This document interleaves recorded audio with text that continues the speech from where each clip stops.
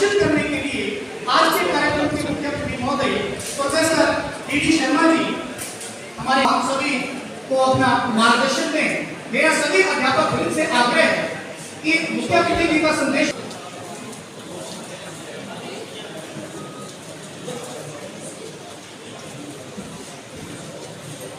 Himachal education and उपस्थित diet के प्राचार्य श्री उपस्थित विभिन्न महाविद्यालय विद्यालय और अन्य और सभी जो यहाँ पर बंधु भगिनी है, मैं आप सबको आज के इस कार्यक्रम में अपनी तरह अंदर एक राष्ट्रीय शिक्षा नीति चुनौतियां एवं क्रियान्वयन ऐसे विषय पर एक कार्यक्रम करना चाहते हैं। आने के बाद उसको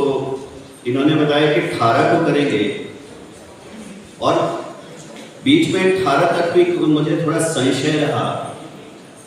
और कल जब ये कार्य और डाइट गोना के संयुक्त तत्वाधान में राष्ट्रीय शिक्षा नीति क्रियान्वयन और चुनौतियाँ, इस उपलक्ष्य पर यहाँ पर एक दिवसीय सेमिनार का आयोजन यहाँ पर रखा गया है, जिसमें लगभग 200 से अधिक शिक्षक यहाँ पर जो है वो पार्टिसिपेट कर रहे हैं हमीरपुर के, और उस सारे विषय पर चर्चा हो रही है। और इस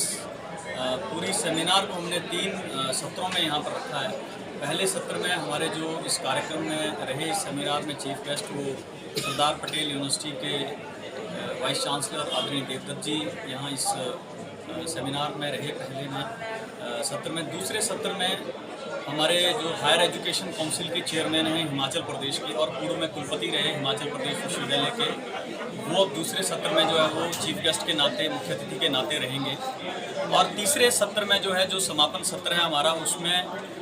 हिमाचल प्रदेश सरकार में शिक्षा बोर्ड के चेयरमैन सुरेश सोनी जी उसके समापन सत्र में रहेंगे। तो कुल मिलाकर ये जो सेमिनार यहाँ पर आयोजित किया गया, उसमें हमारा मुख्य उद्देश्य यही था कि शिक्षा क्षेत्र में जो हमारे शिक्षक काम कर रहे हैं उन सब को इस सारे विषय की और अधिक जानकारी मिले इस सेमिनार के माध्यम से। उनको हमें जो है वो क्या क्या चुनौतियाँ जो है वो इस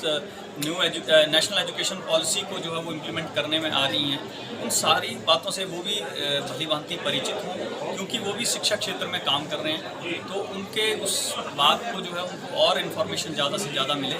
उसी पहले आप सब ज्ञात है कि जुलाई 2020 में आई और आप जानते हैं कि 2020 से लेकर लगभग 1.5 साल तो कोविड की वजह से बहुत से प्रयास नहीं हो पाए हैं, और ये अभी हम कह सकते हैं कि करीब 6 महीने से ही जो है फिजिकल वे में इसमें प्रयास हो रहे हैं। लेकिन काफ़ी चीज़ें जो है उसकी हुई है और धीरे धीरे करके जो इसका एक फेज्ड मैनर में इसको इम्प्लीमेंटेशन का प्रयास करने की बात की गई है। बहुत सी चीज़ें हैं, हम बहुत सारी जो आशंकाएँ हैं उसको धीरे धीरे करके दूर किया जा रहा है, और कुछ अच्छी चीज़ें जो है, क्योंकि अभी तक जो शिक्षा रही है वो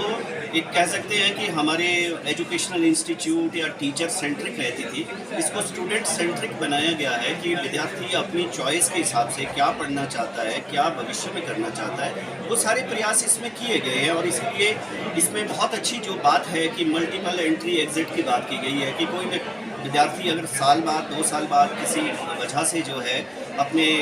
व्यवसाय में जाता है तो बाद में अपनी डिग्री पूरा कर सकता है, इसलिए एकेडमिक बैंक ऑफ क्रेडिट की व्यवस्था की गई है इसमें। इसी तरह से जो एक दूसरा अच्छा पहलू है कि अभी तक एक जो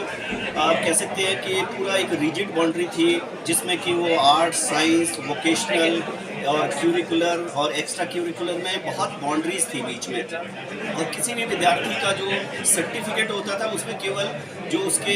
एकेडमिक सब्जेक्ट होते थे उसी को रिफ्लेक्ट किया जाता था। जब इसमें ये सारी चीज़ें होगी, कोई विद्यार्थी मान लीजिए हिस्ट्री पॉलिटिकल साइंस में ज़्यादा अच्छा नहीं है लेकिन वो बॉक्सिंग में, रेस में, आर्ट में काफ़ी अच्छा होगा, तो वो चीज़ें भी उसके सर्टिफिकेट में रिफ्लेक्ट होगी, तो वो क्यूरिकुलर और एक्स्ट्रा क्यूरिकुलर को भी इंटीग्रेट करने की बात इसमें की गई है। और इस तरह से जो धीरे धीरे करके जो एक सिंगल डिसिप्लिन यूनिवर्सिटीज़ कॉलेजेस खुले हैं उसको जो है मल्टी डिसिप्लिनरी बनाया जाएगा, और अभी तक जो एफिलिएटेड कॉलेजेस की व्यवस्था है वो धीरे धीरे अगले 2035 तक अगले 15 सालों में सारे कॉलेज जो है ऑटोनमस हो जाएंगे, वो अपनी डिग्री देंगे। जैसे आज की डेट में हम देखते हैं ना कि कुछ महाविद्यालयों का अपना नाम है, तो वो अपनी डिग्री देंगे, तो नेचुरली उसके हिसाब से कि कौन सी डिग्री आपने कहाँ से की है, विद्यार्थी अपने आल्मा माटर के साथ अपने को जोड़ता है, तो एक वो चीज़ अच्छी रहेगी। और बहुत से चीज़ें हैं कि उसमें प्रयास किए जा रहे हैं, रिसर्च फाउंडेशन की व्यवस्था की गई है, और जो यूनिवर्सिटी ग्रांट कमीशन होता था उसको भी इंटीग्रेटेड वे में उसको अलग अलग पार्ट किया गया है कि एक वो फंडिंग के लिए अलग से होगा, एक्रेडिटेशन के लिए अलग से होगा, और एक जो कुछ व्यवस्थाएं बनाएंगे, जो स्टैंडर्ड बनाएंगे, उसके लिए अलग से होगा। तो ये चीज़ें धीरे धीरे करके निश्चित रूप से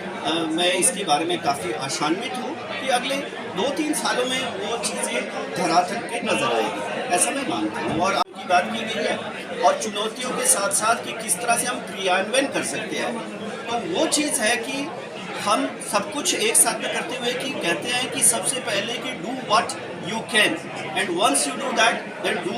you will realise that you can do the impossible. धीरे धीरे करके ये चीज़ें होती है कि थोड़े से प्रयास से वो एक बड़ा प्रयास बनता है। आप अपने आसपास भी ऐसे परिवेश में देखते हैं कि छोटे प्रयास फिर बड़े बनते हैं, और ऐसा ही ये राष्ट्रीय शिक्षा नीति में कुछ कुछ चीज़ें जो हम कर पाएंगे, और फ्यूचर में एक चीज़ ये होगी कि हम इसको टोटलिटी में, होलिस्टिक वे में लगाना पड़ेगा। ये नहीं हो सकता कि पीस मिल नहीं हो सकता कि ये चीज़ ले ली दूसरी नहीं होगी। जब ये व्यवस्था होगी तो पूरे देश में एक जैसा क्यूरिकुलम और एक जैसी व्यवस्था इस राष्ट्रीय शिक्षा नीति के तहत 2030 तक उभर कर आएगी, ऐसा मैं समझता हूँ।